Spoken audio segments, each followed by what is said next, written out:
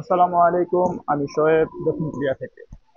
তো আজকে আপনাদের সাথে একটা ইম্পর্টেন্ট বিষয় নিয়ে কথা বলবো। আর সেটা হচ্ছে যে এফডিআর এ কিভাবে আপনি ভিসা পেতে পারেন, বা অনেকেই বলে থাকে যে এফডিআর এ আসলে ভিসা হয় না। তো এটা আসলে কতটুকু সত্য বা কতটুকু মিথ্যা, সেই বিষয়ে আজকে আলোচনা করব। এবং যারা ব্যাংক নিয়ে অনেক প্যারায় আছেন যে ব্যাংকটা কিভাবে রেডি করবেন, তো সে বিষয়ে হচ্ছে আজকে একটু কথা বলার চেষ্টা করব ইনশাআল্লাহ। তো আপনারা সকলের সাথেই থাকবেন। আর আমি বর্তমানে আছি হচ্ছে আম, সমিউন আন্ডারগ্রাউন্ড শপিং মলে। এটা হচ্ছে বুসানের একটা ফেমাস জায়গা আপনি বলতে পারেন। বিশেষ করে যারা দংইউ ইউনিভার্সিটিতে আসবেন, তারা হচ্ছে এই জায়গাটা নিয়ে মোটামুটি সবাই পরিচিত হয়ে যাবেন। কারণ দংইউ ইউনিভার্সিটিতে যারা আসছে মার্চিন থেকে, বা যারাই এই দিকে আছে, তাদের বেশিরভাগ স্টুডেন্টরা হচ্ছে জব করে এই সমিউনে। তো যাই হোক, মূল বিষয়ে চলে যাই। সেটা হচ্ছে যে এফডিআর এ কিংবা ব্যাংক কিভাবে রেডি করলে হচ্ছে আপনারা ভিসাটা পেতে পারেন। তো প্রথমে বলে রাখি যে এফডিআর এ যারা বলে যে ভিসা হয় না, তারা আসলেই কথাটা ঠিক বলে না। এফডিআর এও ভিসা হয়। তো আমি নিজে হচ্ছে এফডিআর এ ভিসা পাইছি। তো সেক্ষেত্রে আমি আমার অভিজ্ঞতা থেকে আপনাদেরকে বলতে পারি যে এফডিআর এও ভিসা হবে, কিন্তু এফডিআর এর কিছু শ্রেণী বিভাগ আছে। সব এফডিআর এ ভিসা হবে না।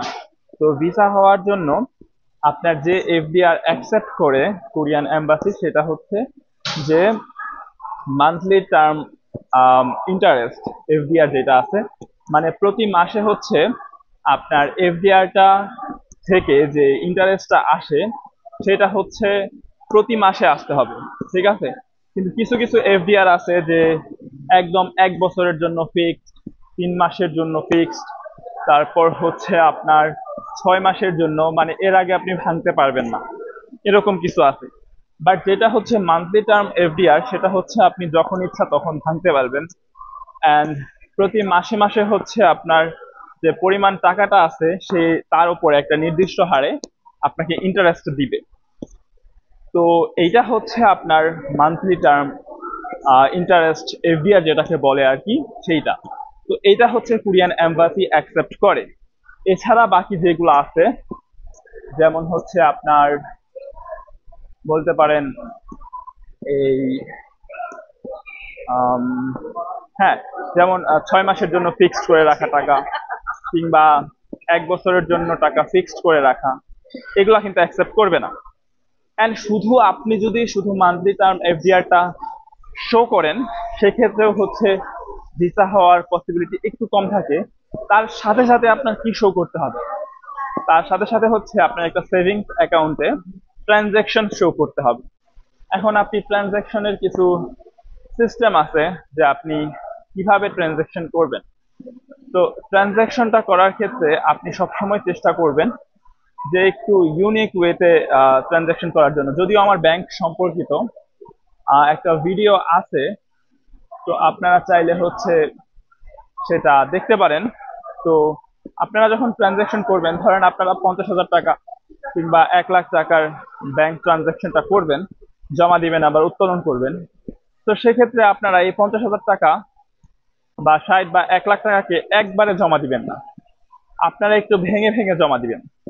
ধরেন আপনারা দিলেন হচ্ছে 12,200, 17,500, তারপর হচ্ছে আপনার 7,150, 21,700, মানে এভাবে হচ্ছে আপনি একটু ভেঙে ভেঙে জমা দিলে এটা হয় কি, যখন এম্বাসিতে দেখবে, ঠিক আছে, আপনার ট্রানজ্যাকশনটাও কিন্তু বেড়ে গেল। দেখেন পেজের সংখ্যা কিভাবে বাড়ে।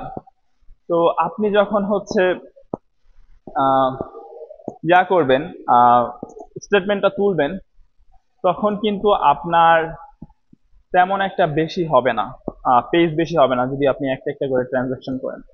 বাট যদি এমন হয় যে আপনি হচ্ছে ট্রানজ্যাকশন করতেছেন এই প্রতিদিন বা সপ্তাহে 3 দিন, একটা ট্রানজ্যাকশনকে আপনি ভেঙে যদি 2-3টা ট্রানজ্যাকশনে কনভার্ট করেন, মানে হচ্ছে যেটা বললাম আর কি, 50,000 টাকা যদি আপনি একবারে জমা দেন, তাহলে হচ্ছে আপনার স্টেটমেন্টে শো করবে মাত্র একটা ট্রানজ্যাকশন।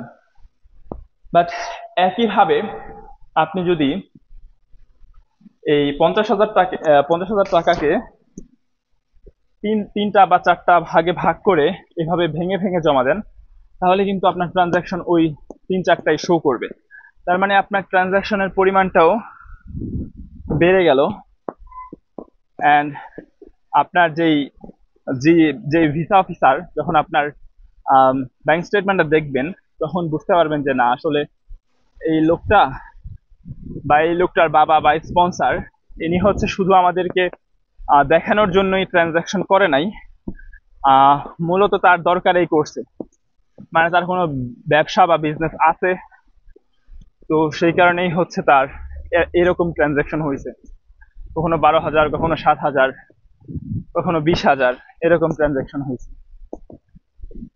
তো এটা হচ্ছে একটা খুব ভালো ওয়ে অ্যান্ড ভিসা পাওয়ার জন্য খুব ভালো একটা বিষয়।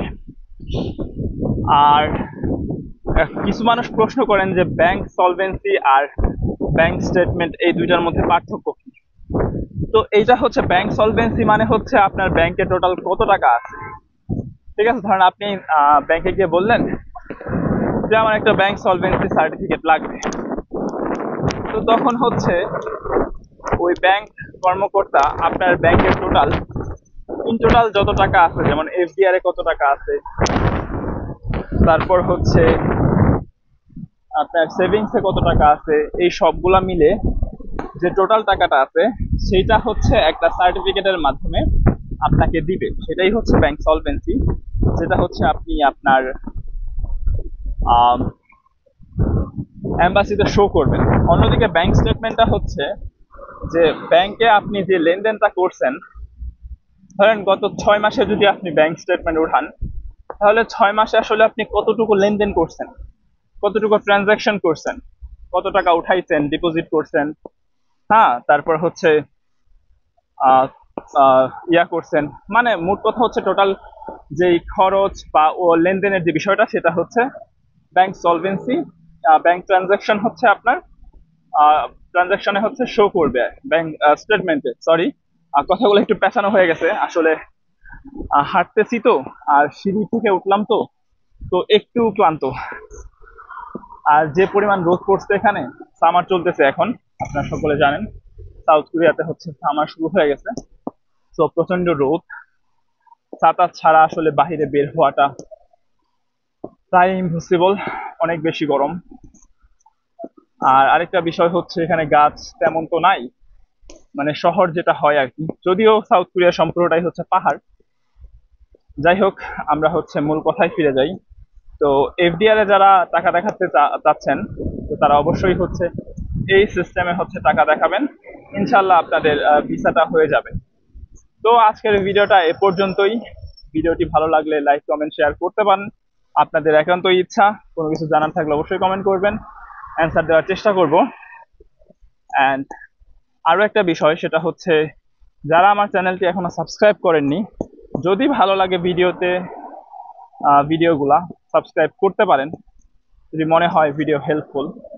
তো ভালো থাকবেন, আমাকে ভালো রাখার চেষ্টা করবেন। আসসালামু আলাইকুম।